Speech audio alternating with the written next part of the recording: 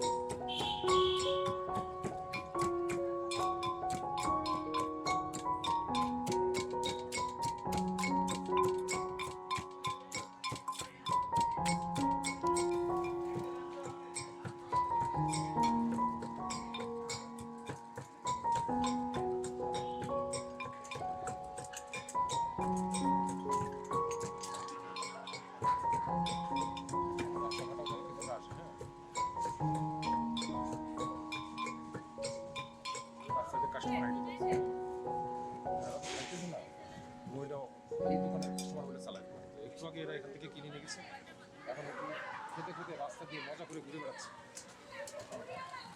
তারা একটু আগে এখান থেকে এটা কিনে নিয়ে গেছে, সবাই রূপ কিনে নিয়ে যায় এবং রাস্তা দিয়ে হেঁটে হেঁটে খেতে থাকে।